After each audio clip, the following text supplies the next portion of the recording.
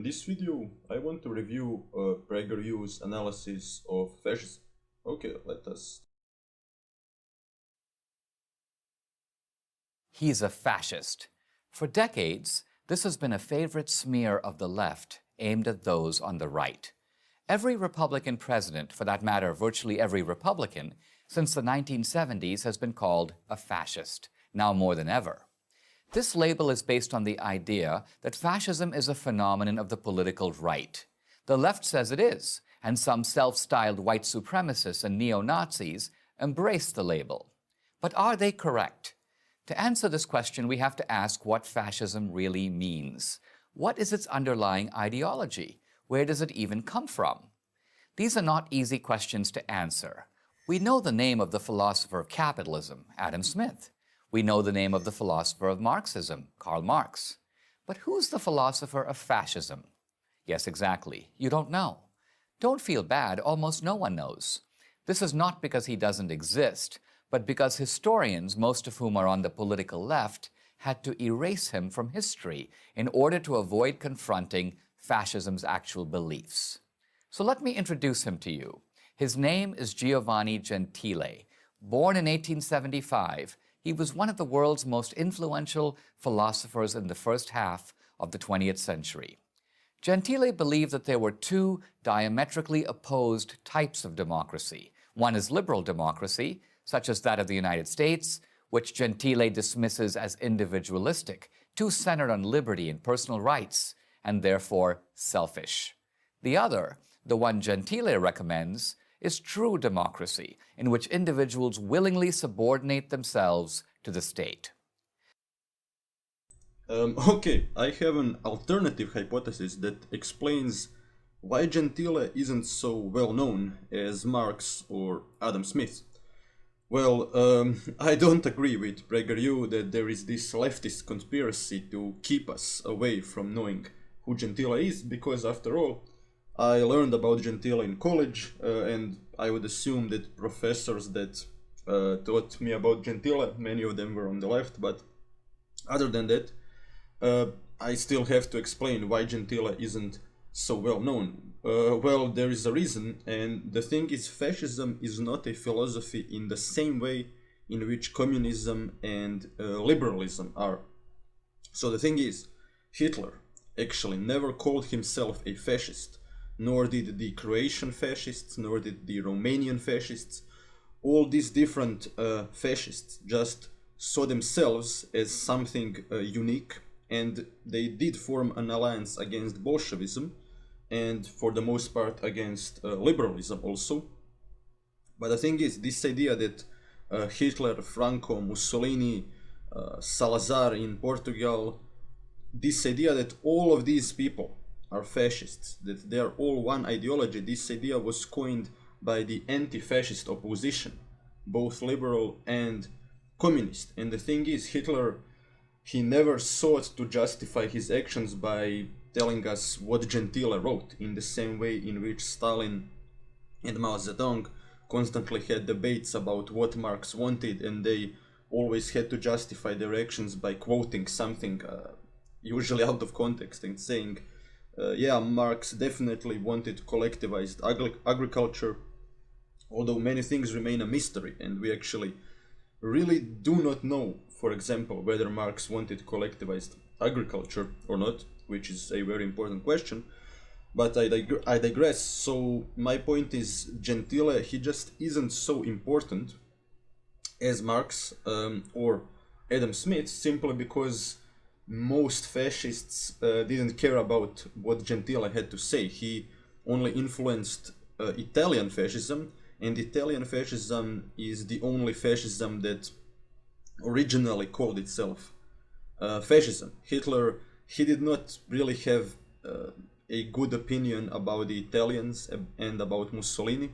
For a while he did admire Mussolini, but later he saw him as weak because all the defeats suffered by the Italian military in Greece, for example. But yeah, so Gentile, he just wasn't so influential as, for example, Karl Marx, and that's why we are not taught about it. It's not this crazy leftist conspiracy. Okay, let us continue. Like his philosophical mentor Karl Marx, Gentile wanted to create a community that resembles the family, a community where we are all in this together.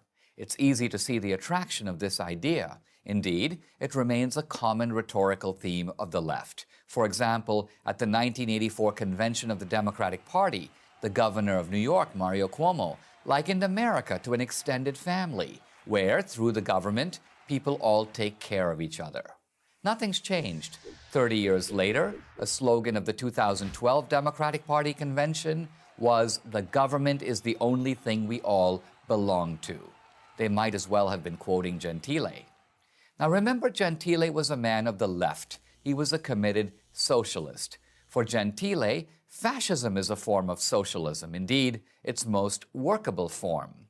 While the socialism of Marx mobilizes people on the basis of class, fascism mobilizes people by appealing to their national identity as well as their class. Fascists are socialists with a national identity. So PragerU is desperately trying to present this as a small difference. For these guys, nationalism is the most important thing in the world, and for these guys, it's class struggle. Like, both are socialist. Well, just because they are both collectivist, and he's using the word socialist as if it means collectivism of all kinds, well, there is a very important difference between nationalism and obsession with class solidarity. For example, in many parts of the world, the socialists, or the communists, I should say, use this idea of class solidarity in order to end ethnic hatred. For example, in Yugoslavia, Tito used this argument: Croatians and Serbs and Muslims should stop killing each other because we are all the proletariat.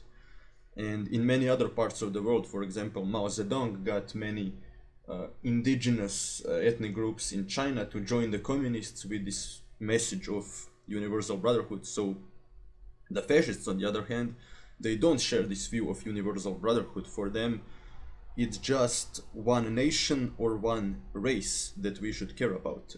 It's only one race that has human rights, or one nation that has human rights. Others don't. That is a very important difference. And yeah, of course, what PragerU doesn't mention is that Gentile explicitly said communism is a false ideology. So to liberals it might appear that fascism and communism are somehow similar, but the first thing that all fascist parties did when they came to power is they killed all the communists. And then later they moved against liberals and even some moderate conservatives. But communists, they were the first ones that got killed, because in the eyes of the fascist, communist is the opposite of him. And the same thing happened in communist societies. Fascists were the first one killed, or people labeled them as fascists were the first ones killed, because in the eyes of the communist, fascism is the opposite. But okay, let us continue.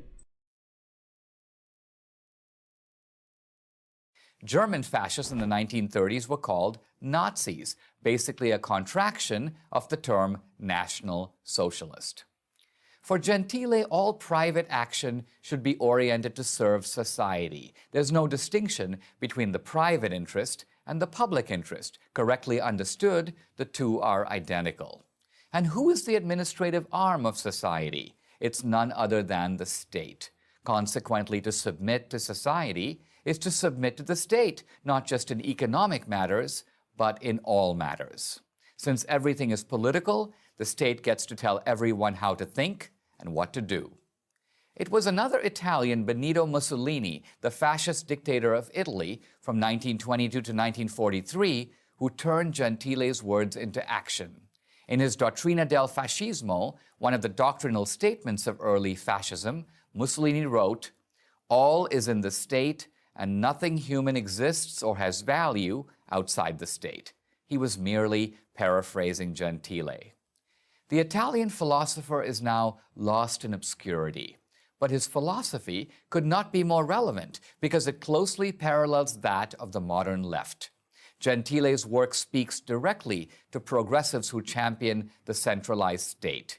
Here in America, the left has vastly expanded state control over the private sector, from healthcare to banking, from education to energy. This state-directed capitalism is precisely what German and Italian fascists implemented in the 1930s.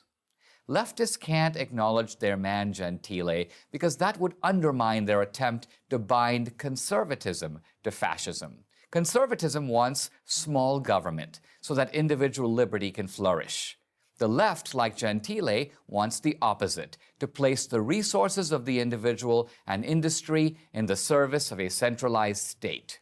To acknowledge Gentile is to acknowledge that fascism bears a deep kinship to the ideology of today's left. So they will keep Gentile where they've got him, dead, buried, and forgotten. But we should remember, or the ghost of fascism will continue to haunt us. Okay. What's kind of funny about this last part is he mentions universal healthcare as something that fascists would do. It's something that is pro-fascism, but the thing is, in Eastern Europe, what I know for a fact, the fascists did not implement universal healthcare. They were against it. It was for the first time implemented by the communists. But okay, I digress. I just want to emphasize one big difference between communism and fascism that is not mentioned by PragerU, and that is, for the communists, dictatorship of the proletariat is a temporary phase. It is a phase where you give more power to the state in order to abolish it in the end. It does sound paradoxical, but there is that famous Stalin quote, "The only way to abolish the state is to give more power to the state." So you can argue that it doesn't make sense, but that's what the communists believed.